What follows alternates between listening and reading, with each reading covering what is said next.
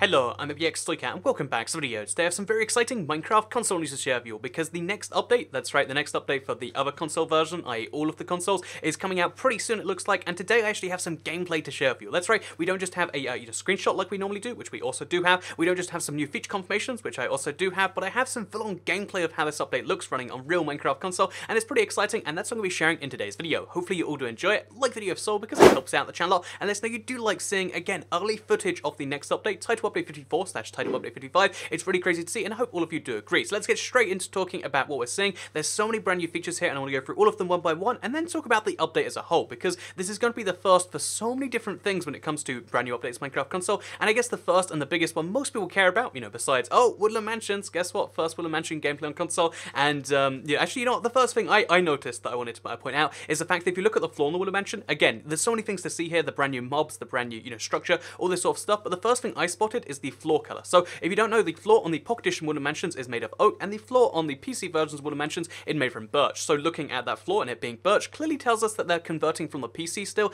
and not from the Pocket Edition, which I find to be quite interesting because this update seems to have every single feature from the PC besides the ones that have been missing from previous updates, i.e. the new combat command blocks and stuff, but besides those, you know, like specific missing features, you can tell how pretty much every PC feature is in here, and that's a really exciting time. This is pretty much PC parity for console, all coming in an update in just a couple of weeks, because that's the big thing. Most people are like, okay, so we see a gameplay and that's exciting, but when's this coming out, Soycat? And I think for those of you that do wonder that, and you're like, you know, you're curious as to when you can get your hands on this, I think the easy answer to that would be sometime very, very soon. And the reason I'd say that is because the fact that we're seeing this, you know, we're seeing gameplay of it right now, which means that it's pretty much finished with, you know, it's almost done with bug testing, you know, it's in a showable state, pretty much all of the features are in there, and that means it's about to go into certification. Certification takes about a couple of weeks, and that means we'll probably be seeing this, again, at the very start of July, which is exciting stuff. Again, we just saw an update 2 weeks ago, so yeah, crazy stuff, and that's the fact that we're seeing this means some nuts things about the release date. Yeah, Title Update 54 will be the fastest update after the update before it in a long time,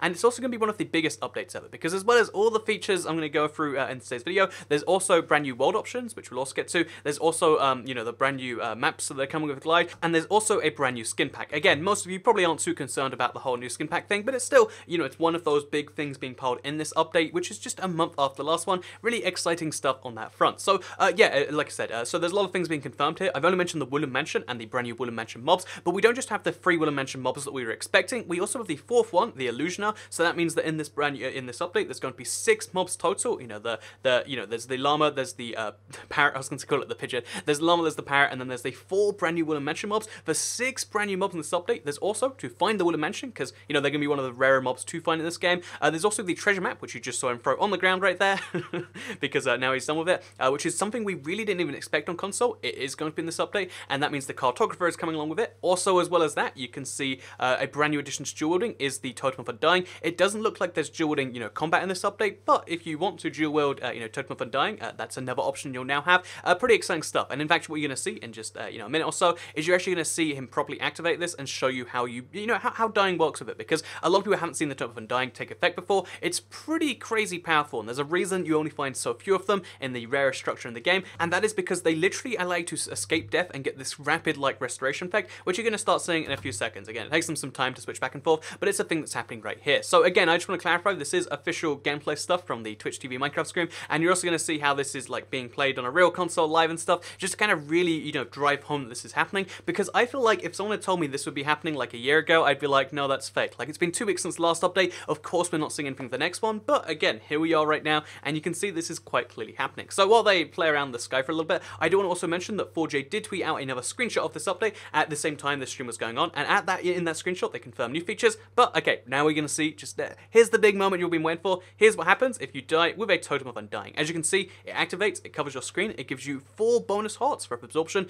and then it quickly recovers your health so you can get back to normal. Again, I think that's kind of nice. It means if you're in a really crazy fight, then you can die, come back to life, and then start fighting again. Again, it's like a good precaution to have, I think, and it's one of the options in this update. Again, you can dual wield it. It's now one of the 3 items we've seen confirmed for dual wielding, and it's just one of those tiny little changes they've made to this update to make it a bit more usable. So as well as, you know, so again, that's like 8 features plus 9 for the Totem of Undying. As well as that, we've of course got the llamas and the parrots. Again, they're going to show that off in a little bit, just in case you want to see what they look like. They look pretty great on console, in my opinion. But then as well as this, we've got the features from the screenshot I just mentioned. Again, 4J posted the screenshot on Twitter at the same time this was being streamed. Just, you know, lots of craziness all over the place. days, and in that screenshot they actually confirmed the some brand new curses, so there's going to be curses in this update as well. Again, we didn't necessarily expect them because they're PC features, mostly used for custom maps, but if you like curses, if you want to be able to bind people's arms to them, then you'll be able to do that. Again, curses are just enchantments but negative, and there is going to be curses in this update, and you can also see, again, all of the brand new Elemental mobs, just in case you want to see them in the flesh as well. So I thought it was quite interesting that they used in that screenshot the PlayStation version of the game. Again, you got to bear in mind that 4J soon will only be playing, you know, like they'll only be making the PlayStation,